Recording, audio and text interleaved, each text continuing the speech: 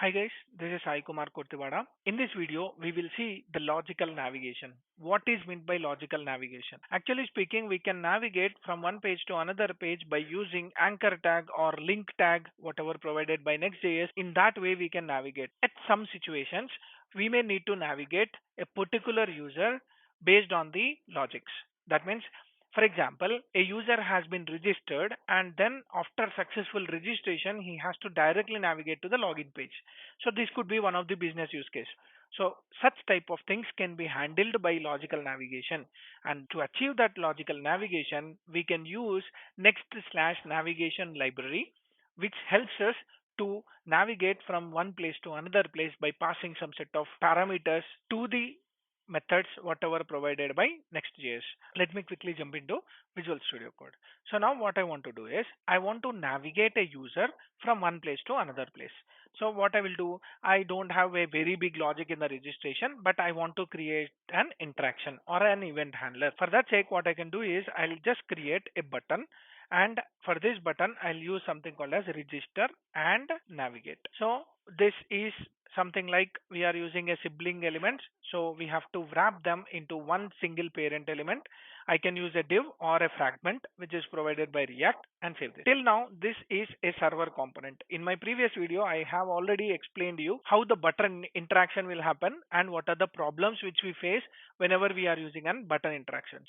So first case is we need a click handler. So let me use on click, and on clicking of this one I want to navigate to login page. So I'll create a function or a handler called as navigate, and this is an arrow function. So here I want to navigate. First thing, this will not work out.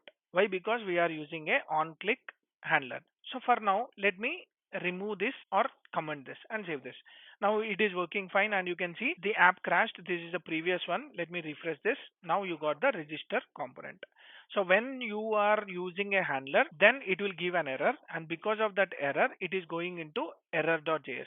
So error.js at a app level. So if you see the app level, let me rename this to underscore and hit this.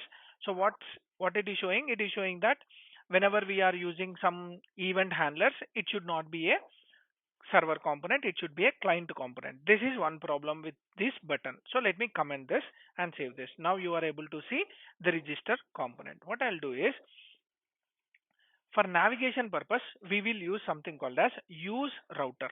So there is a hook called as useRouter, which is given by Next.router. So now you can use this useRouter, and const I can use something like router as a variable which is returned from this router, and what I want to do is I want to save this. Now we have commented the button, but we are using a hook which is provided by Next. Let me go here. Again it is telling the same thing. You have a server component that imports Next router. Use next slash navigation instead. So if you want to avoid this problem, you can use something called as navigation. So let me use navigation and save this. Now go here, refresh this, and now you are importing a component that needs useRouter. It works only in the client component. Now it is telling that you have to use this only in the client component. So what I'll do is, to use that in the client component, I'll add something called as use client. This use client will solve two problems. One is the usage of useRouter, and second thing is click event handlers. So I have already explained you how to solve this problem by using use client. So as of now, I'm using use client in this register component. Now this router help us to navigate from one place to another place. So what we'll do is I'll just go into this particular method, and once the user clicks on that, I want to navigate back to the login. So what I'll do, I'll just use something called as router dot push. There is a method called as push, and for this push I want to pass some value, and my value is login, and save this.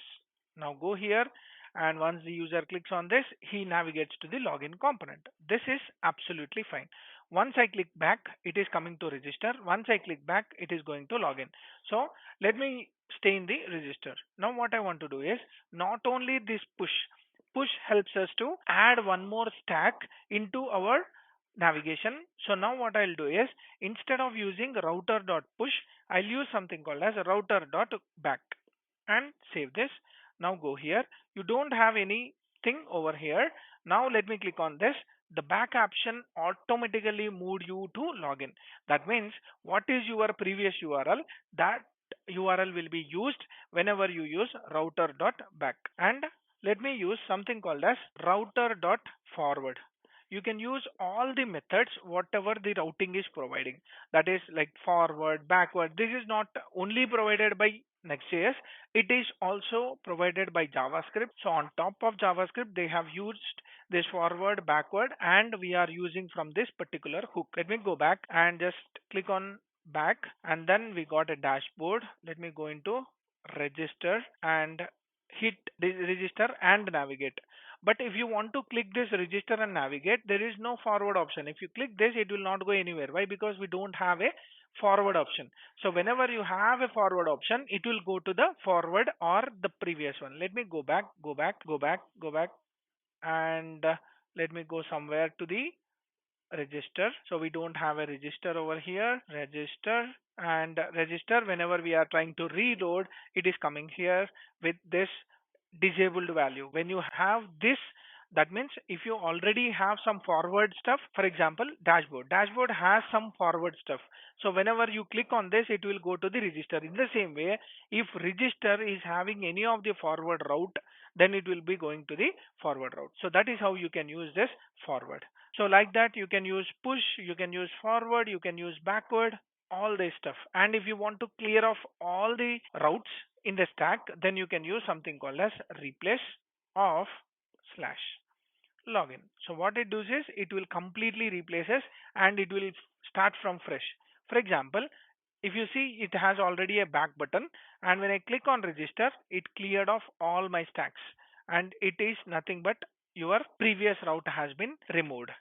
So if you understand, there is no register at all. For example, let me remove this and go to push, save this, and let me go into the register. Register. And now when you click this, what is the function we wrote? We have written that login. So let me click on this. It went to login. And when I click back, it is coming to register. But that will not be the case if you are using a replace. So let me use replace. What this will do is it will not add that register into the stack, and it will remove that register from that particular stack. So let me click on this. Now it went to login. When I click back, it is going to reg. That is the previous route before registration, whatever I have used. So that is how you will be working with your replace. So replace will remove your current route from the navigation stack, and whenever you click on the back button of the browser, it will go backward from that register. That means before register, whatever the URL or whatever the route you have used, it will be going to that place. So this is how you can use router in our navigation part. That's about your use router and how to navigate from one place to another place logically. We have other routing strategies also. We will discuss more about them in the upcoming videos whenever we are talking about APIs. Hope you like my explanation. If you like my video, like, share, subscribe to my channel for more updates. Signing off. Thank you.